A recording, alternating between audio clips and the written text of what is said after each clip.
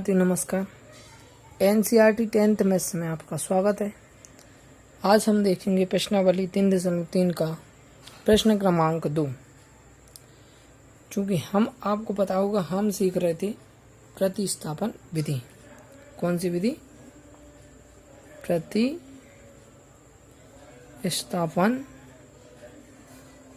विधि। प्रतिस्थापन विधि इधर अपन बोलते हैं substitution method. Substitution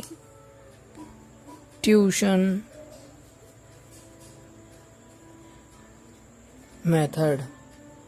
substitution method. तो प्रतिस्थापन विधि हम देख रहे थे, तो आपने अभी क्वेश्चन हल किए थे, उसमें आपने देखा होगा कि हम प्रतिस्थापन विधि को कैसे हल करते हैं। आज अपन देख रहे हैं प्रश्नावली 3.3 का प्रश्न क्रमांक 2। प्रश्न क्रमांक 2 में हम देखें, क्वेश्चन दिया है आपका 2x धन 3y बराबर 11 और 2x ऋण 4y बराबर ऋण 24 को हल कीजिए और इससे m का वह मान ज्ञात कीजिए जिसके लिए y बराबर mx धन 3 हो। तो इस क्वेश्चन को हल करने के लिए सबसे पहले अपन लिखेंगे हल।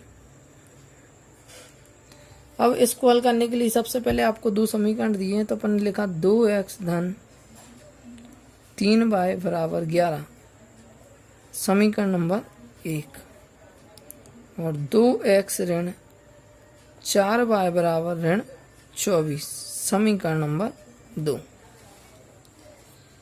अब इसके लिए आप देख रहे होंगे, सबसे पहले अपन देखें इन दोनों समीकरणों से हम x और y का मान ज्ञात कर लें।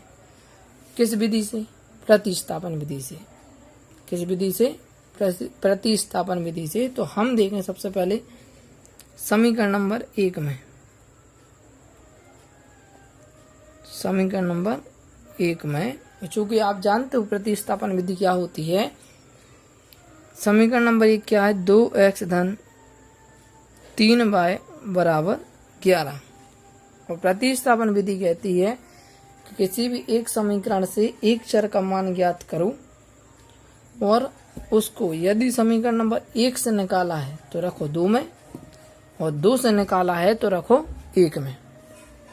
तो हम समीकरण नंबर 1 में देखें। समीकरण नंबर 1 है आपका 2x धन 3y बराबर 11। इधर से हम x का मान निकालें तो इधर 2x बराबर 11 ऋण 3y धन की 3y स्टार्ट कर ऋण की 3y। अब आप चूंकि देख रहे होंगे इधर से x का मान निकालें तो x बराबर 11 ऋण 3y बटे 2 और तुरंत ही हम इसको बना देंगे समीकरण नंबर 3।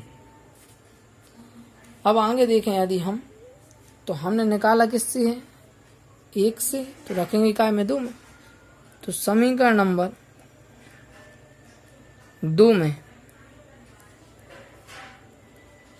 x का मान रखने पर समीकरण नंबर 2 में x का मान रखने पर क्या होगा? 2x ऋण 4y बराबर ऋण 24। 2x का मान 11 ऋण 3y बटे 2 ऋण 4y बराबर कितना आ जाएगा? ऋण 24। अब आप चूंकि देख रहे होंगे 2 से 2 कट गए तो 11 ऋण 3y ऋण 4y बराबर ऋण 24। 4 और 3 7y बराबर ऋण 24 धन के 11 स्टार्ट आकर ऋण की 11 ऋण 7y। 24 और 11 को जोड़ना तो कितने हो जाएंगे? 3 4 और 1 5 35 ऋण से ऋण कट गए। y बराबर 35 बटे कितना आ जाएगा? 7 7 पन्ना 35। तो आप देख रहे होंगे इधर y का मान आपको मिला y बराबर 5। y बराबर 5। अब इसको उठा कर रख देंगे हम समीकरण नंबर 3 में। तो समीकरण नंबर 3 में y का मान रखने पर तो समीकरण नंबर 3 है आपका x बराबर 11 ऋण 3y बटे कितने हैं? 2। y का मान कितना है आपका? 5। तो रखें अपन x बराबर 11 ऋण 3 गुणित गए 5 बटे 2, तो x बराबर 11 ऋण 5 3 15 बटे 2, x बराबर 11 और 4 15, तो 11 में से 15 घटाओगे तो ऋण 4 बचेंगे, क्योंकि चिन्ह किसका, बड़ी संख्या का। इधर आपको बहुत महत्वपूर्ण ध्यान देने योग्य वाली बात है कि बड़ी संख्या में तो छोटी संख्या घट जाती है, लेकिन चिन्ह किसका, बड़ी संख्या का। कई बच्चे इधर भूल जाते हैं, गलती करते हैं कि 11 में से 15 तो घटा देंगे, लिखेंगे 4, तो वो गलत हो जाएगा। इधर बटे में 2 से 2 दूनी 4, x बराबर आपका आया ऋण 2। तो x और y के मान मिल गए, लेकिन हमें तो चाहिए m का मान। तो अपन देखेंगे, आपको एक समीकरण क्वेश्चन में लिखा है m का मान ज्ञात कीजिए, तो इसके लिए एक समीकरण और दिया है, तो हम लिखेंगे दिया है y बराबर mx प्लस 3, y का मान कितना है 5, m x का मान ऋण 2, धन कितने 3, 5 धन के 3 हिस्सा हटाकर ऋण के 3 बराबर ऋण 2 m, 5 में से 3 घटाए कितने बचेंगे 2, बराबर m बराबर ऋण 2 बटे ऋण 2, तो 2 से 2 कट गए, तो m का मान आ गया कितना, ऋण 1। m का मान कितना आ गया, ऋण 1। तो इस तरह हम कह सकते हैं कि m का मान कितना होगा, ऋण 1। अब हम प्रश्न क्रमांक 3 देखें। प्रश्न क्रमांक 3 है प्रश्नावली 3.3 का, निम्नलिखित समस्याओं में रैखिक समीकरण युग्म बनाइए एवं उनके हल प्रतिस्थापन विधि द्वारा ज्ञात कीजिए। तो प्रतिस्थापन विधि द्वारा हल करना है, तो हम इन समस्याओं को, अब जी हमें समस्याएं दी हैं कुछ, इन समस्याओं को हमें प्रतिस्थापन विधि द्वारा हल करना है। अभी आपको सीधे समीकरण दिए रहते थे, 2 चरों वाले रैखिक समीकरण, और उनकी सहायता से हम x और y का मान ज्ञात करते थे। लेकिन इस बार हमें अब समस्याएं दी हैं, इन समस्याओं को पहले हमें पढ़ना पड़ेगा। पढ़ने के बाद हम इनके द्वारा समीकरण बनाएंगे। कौन से समीकरण बनाएंगे, 2 चरों वाले रैखिक समीकरण, और 2 चरों वाले रैखिक समीकरण का युग्म पढ़ रहा है चूंकि, तो आपको कितने समीकरण बनेंगे, 2। अब 2 समीकरण बनाने के बाद फिर हम इनके मान किस विधि से ज्ञात करेंगे, तो हम इनके मान प्रतिस्थापन विधि द्वारा ज्ञात करेंगे। तो प्रतिस्थापन विधि द्वारा ज्ञात करेंगे, तो हम सबसे पहले देखें, क्वेश्चन पढ़ें। क्या लिखा है, 2 संख्याओं का अंतर 26 है। क्या कह रहा है कि 2 संख्याओं का अंतर 26 है और एक संख्या दूसरी संख्या की 3 गुनी है, उन्हें ज्ञात कीजिए। तो सबसे पहले हमने डाला हल। अब हम साथ में एक साथ पूरा क्वेश्चन तो हल कर नहीं सकते, तो उन्होंने कहा है कि 2 संख्याओं का अंतर 26 है। तो वे 2 संख्याएं कौन कौन सी हो सकती हैं, तो वे 2 संख्याएं जब हमें मालूम नहीं है, तो हम मान लेते हैं कि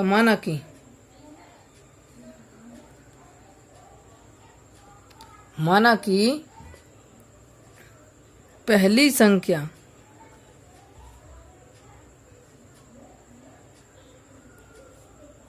बराबर x और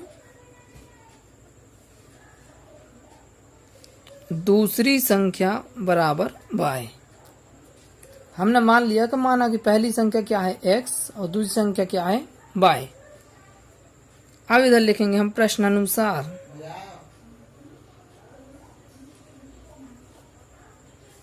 प्रश्नानुसार प्रथम शर्त से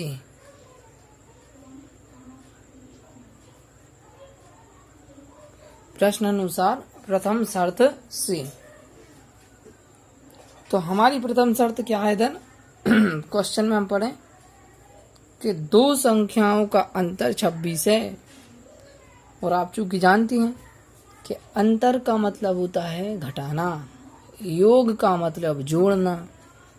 तो 2 संख्याओं का अंतर 26 है, तो हम लिखेंगे कि पहली संख्या में से दूसरी संख्या को घटाएं तो x ऋण y बराबर कितना आता है 26 और इसको बना देंगे समीकरण नंबर 1 कि दो संख्याओं का अंतर है जो वो कितना है 26 है। तो शर्त क्या बनेगी x ऋण y बराबर 26, x ऋण y बराबर 26। अब सबसे पहले हम देखें दूसरी शर्त को पढ़ें तथा लिखेंगे द्वितीय शर्त से।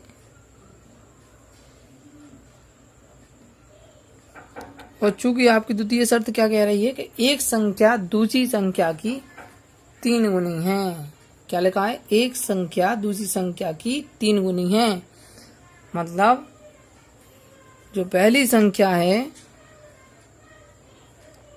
वो दूसरी संख्या की कितनी गुनी है 3 गुनी है, 2 गुनी नहीं सॉरी 3 गुनी। तो 3 गुनी है मतलब 3 का गुणा, गुनी मतलब गुणा है ना, कम है मतलब घटाओ, आधे का मतलब जोड़ो, गुना है मतलब गुणा करो।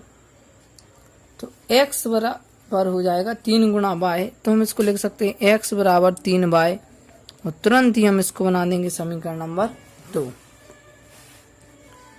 अब पहला समीकरण बना आपका x ऋण y बराबर 26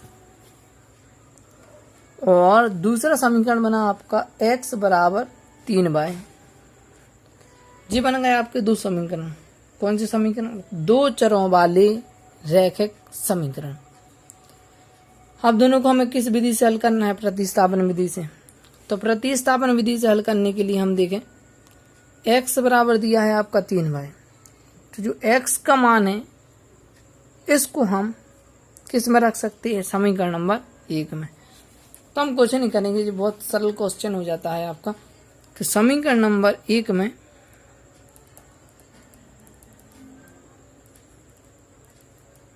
x का मान रखने पर समीकरण नंबर 1 में x का मान रखने पर तो समीकरण नंबर 1 क्या है? x ऋण y बराबर 26। x का मान है 3y ऋण y बराबर 26। 3y में से y घटाएंगे तो कितने बचेंगे? 2y बराबर 26। तो y बराबर हो जाएगा 26/2। 2 एकम 2, 2 3 6। तो y का मान कितना मिला आपको? 13। y का मान कितना मिला? 13। इसको उठाकर रख देंगे हम समीकरण नंबर 2 में, या 1 में रख दो, किसी में भी रख सकते हैं। तो समीकरण नंबर 2 में x बराबर दिया है 3y, x बराबर 3 गुणित 13, 13 × 3 कितने हो जाएंगे? 39। 13 × 3 39। तो इस प्रकार अपन को x और y के मान मिल गए। अब हम क्या करेंगे? उत्तर लिखेंगे जब, तो उत्तर और पहली संख्या बराबर क्या मानी थी? x। तो x का मान आया कितना? 39। और दूसरी संख्या बराबर y, तो y का मान कितना माना था अपन ने? 13। तो x का मान मिला आपका 13, मतलब पहली संख्या 13, दूसरी संख्या पहली संख्या 39 और दूसरी संख्या 13। अब यदि आपको उत्तर की जांच करना है तो आपको पता है उसमें कहा गया था कि दो संख्याओं का अंतर कितना है? 26। तो अपन देखें कि 39 में से अपन 13 घटाएं तो क्या बचती है? तो 39 में आप 13 घटाओगे तो कितने बचेंगे? 9 में से 3 घटाए 6 बचे और 3 में से घटाए 2, तो वही 26 बचे। तो हम कह सकते हैं कि हमारा आंसर सही है। और आप देख रहे हैं पहली संख्या दूसरी संख्या की 3 गुनी थी। तो पहली संख्या यदि 39 है, मान लो 13 है पहली संख्या, तो दूसरी संख्या 3 गुनी है, 13 × 3 39। इस प्रकार हम कह सकते हैं कि हमारा आंसर सही है। अब आगे देखें। अब हम उसी का प्रश्न क्रमांक 2 देखें। प्रश्न क्रमांक 3 का प्रश्न क्रमांक 2। दो संपूरक कोणों में बड़ा कोण छोटे कोण से 18 डिग्री अधिक है, तो उन्हें ज्ञात कीजिए। तो आप देख रहे भी कह रहे हैं आपसे कि दो संपूरक कोणों में बड़ा कोण छोटे कोण से 18 डिग्री अधिक है। हमने डाला हल। तो सबसे पहले अपन देखें, दो संपूरक कोणों की बात कर रहे हैं और एक बड़ा कोण है और एक छोटा कोण है। अब हमें आप बता सकते हो कि हमें मालूम तो है नहीं है बड़ा कौन सा है और छोटा कौन सा है। तो बड़े छोटे के लिए हम क्या करते हैं, मान लेते हैं कि माना कि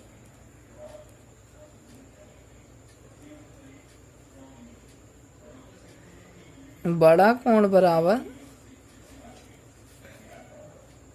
x अंश या x डिग्री और छोटा कोण बराबर हो जाएगा y डिग्री। बड़ा कोण बराबर x डिग्री और छोटा कोण बराबर y डिग्री। अब हम लिखेंगे प्रश्न अनुसार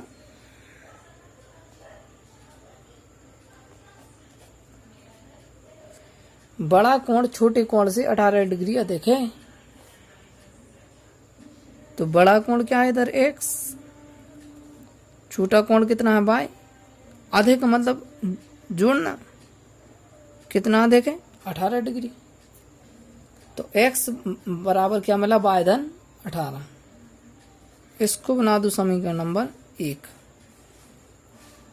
अब हम देखें, हम लिखेंगे हम जानते हैं कि, क्योंकि आप देख रहे होंगे इसमें एक ही शर्त दी है, दूसरी शर्त कैसे बनाएंगे। तो इसी में बच्चे क्या हो जाते हैं, कंफ्यूज हो जाते हैं और इस बात को नहीं समझ पाते और भी इस क्वेश्चन को गलत कराते हैं। तो दूसरी शर्त को समझने के लिए हम सबसे पहले लिखेंगे हम जानते हैं कि दो